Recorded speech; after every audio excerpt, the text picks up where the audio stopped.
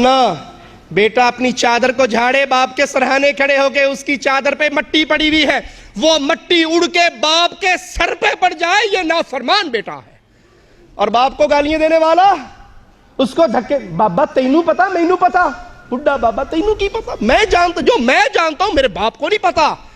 اگر تیرے باپ کو نہیں پتا پھر افسوس ہے تیری عقل پہ۔ یہ ماں باپ عظیم نعمت ہے۔ محدث حدیث کا درس دے رہے، ان کی والدہ جو عقلی طور پہ تھوڑی سی کمزور تھی مسجد میں آتی ہے اور آ کر اپنے بیٹے سے کہتی ہیں حدیث کا درس بند کر، پہلے جا کر مرغیوں کو دانہ ڈال کے آ۔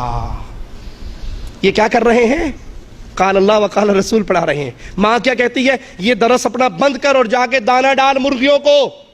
اب ماں تو جو چل کے اپنے گھر سے آئی، یہ کام آپ نہیں کر سکتی تھی؟ ہم جیسا ہوتا تو کیا کہتا؟ پتہ نہیں کدوں مرے گی، جان چھوٹے گی، اللہ ہی معاف کرے، عقل فارغ ہوگی ماں کی، چار سناتے نا اس کو۔ اور یہ اللہ کا ولی حدیث کو بند کرتا ہے اور اپنے شاگردوں سے کہتا ہے تمہیں حدیث رسول پڑھانا نفلی کام ہے، ماں کے حکم پہ مرغیوں کو دانہ ڈالنا مجھ پہ فرض ہو چکا ہے۔ حدیث بند کر دیتا ہے، درس چھوڑ دیتا ہے، پہلے ماں کا حکم پورا کرتا ہے۔ یہ ماں کی شان ہے۔ اللہ نے اپنی عبادت کے بعد سب سے بڑا حق جو رکھا ہے وہ ماں کا رکھا، باپ کا رکھا۔ ہاں ایک بات ہے، اگر ماں باپ اللہ اور اس کے رسول کے حکموں کے خلاف حکم دے پھر ماننا، یہ نہ ہو آپ نے داڑھی رکھ لی، جالیات کے درسوں میں آئے، کچھ دنوں بعد شیو کر دی۔ اجی داڑھی کیوں شیو کی؟ آپ نے نہیں کہا تھا ماں کی بات ماننی چاہیے؟ امی کا فون آیا تھا تیرے ماموں کی بیٹی سے تیری منگنی ہو گئی ہے، او مولوی نو کوڑی نہیں دے گا۔ اگر معاملہ آئے ماں باپ ٹکرائے اللہ سے، حکم مصطفیٰ سے، پھر آؤ میں منہج دوں، طریقہ دوں۔ صحابی ہے، کلمہ پڑھ کے پیارے نبی کا صحابی بن چکا ہے، ماں کو پتہ لگتا ہے، اٹھتی ہے، تپتے ہوئے ریت میں لیٹتی ہے اور کہتی ہے یا تو محمد کو چھوڑ دے صلی اللہ علیہ وسلم، یا اس ریت میں ایڑیے رگڑ رگڑ کے مر جاؤں گی۔ مقابلہ ہے مصطفیٰ کا ماں کے ساتھ۔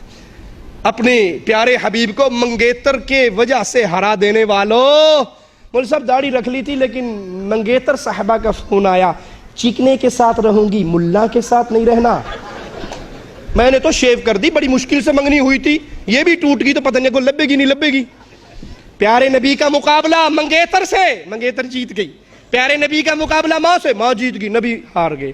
میرا جملہ یاد رکھنا، جس کے رسول اس کی منگیتر سے ہار جائیں وہ جنت میں جانے کے قابل ہے۔ فیصلہ اپنے دل سے لینا، سوچ اپنے دل کی۔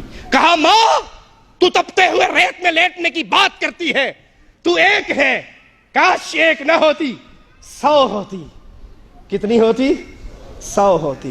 ایڑییں رگڑ رگڑ کے مر جاتی، ماں ساری ماؤں کو مروا لیتا، محمد سے بے وفائی پھر بھی نہ کرتا صلی اللہ علیہ وسلم۔ اگر ماں باپ اللہ اور اس کے رسول کے حکم کے خلاف بات کرے اس کو تسلیم۔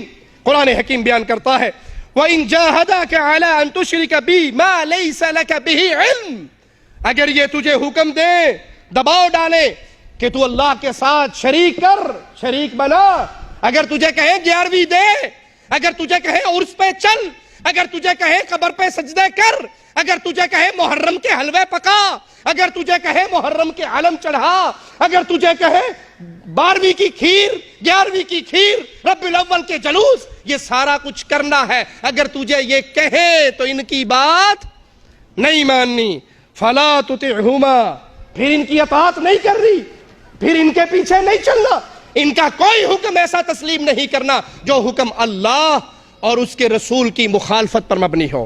وَصَاحِبْهُمَا فِي الدُّنْيَا مَعْرُوفًا، یہ بات تو ٹھیک ہے کہ ماں باپ کی بات نہیں ماننی جہاں اللہ اور اس کے رسول کی مخالفت ہو، لیکن کیا جوش میں آ کر، کیا توحید کی غیرت میں آ کر ماں باپ کے ساتھ بدتمیزی کرنی ہے؟ ماں باپ کے ساتھ زبان درازی کرنی ہے؟ ماں باپ کو برا کہنا ہے؟ ابا تو مشرک ہے، تجھے کیا پتا؟ مجھے پتا تو بے ایمان ہے، تو نہیں، اسلام اس کی اجازت نہیں دیتا۔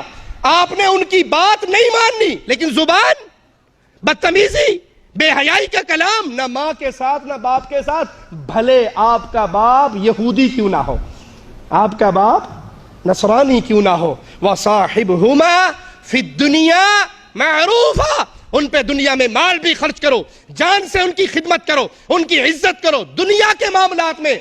और जब वो कहे बाबा जी आए ने इसके कदमों में सजदा कर, को अब्बा जान सजदा मेरे रब का हक है, मैं किसी और के लिए इज्जत से, प्यार से, मोहब्बत से। एक जुमला और कहूं, माँ बाप के साथ सबसे बड़ी नेकी, माँ बाप के साथ सबसे बड़ी नेकी वो बंदा करता है जिसको पता हो मेरे माँ बाप जहन्नम के रास्ते पे चल रहे, शिरक कर रहे, और वो मेहनत करके कोशिश करके अपने माँ बाप को तौहीद के राह का राही बना दे। इसकी मिसाल हमारे सामने मौजूद है। बहरीन से हमारे भाई अबू अहमद आए हुए, इनकी वालदा कब्र परस्त थी, पीरों को पूजने वाली। इन भाइयों ने जाकर अपनी माँ को साथ मेहनत की, मोहब्बत से, प्यार से समझाया। 15 दिन उनके पास रहे, सीडीज दिखाई, किताबें दिखाई, कायल किया, और पाकिस्तान से तब लौटे जब इनकी वालदा अहले तौहीद की सफ में शामिल हो चुकी थी। अल्लाह इनको जज़ाए खैर दे।